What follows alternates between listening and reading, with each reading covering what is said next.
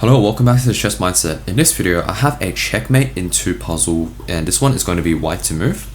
Now, just to clarify, the black pawn is going down the board, so just to clear up any confusion. And basically, this one is going to be checkmate in 2 moves. So if you want to have a go at this white to move, pause the video right now and think about the solution. Okay, hopefully now you've had a chance to take a look at this puzzle. And if you found the move Queen to e8, then congratulations, because that is the solution to this puzzle. And basically, there's nothing our opponent can do here.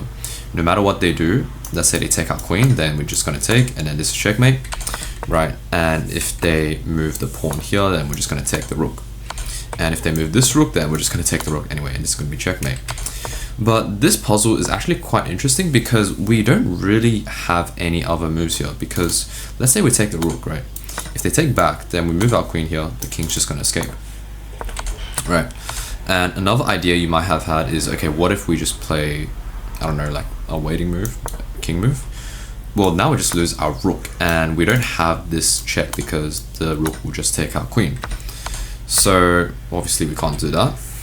And the last idea you might have had is, what about just rook to h7?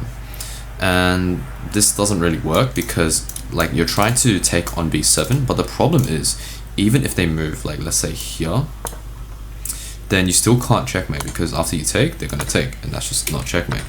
So this one is actually a very simple one, I'm not gonna lie, but the key thing here is just to notice that we can actually sacrifice our queen, right? This is a very common theme in beginner puzzles that you might have like came across if you play Puzzle Rush. And yeah, these, like whenever you have like the king bunched into this corner and you have like a queen and rook, you could potentially, right, sacrifice your queen because the king actually has no escape.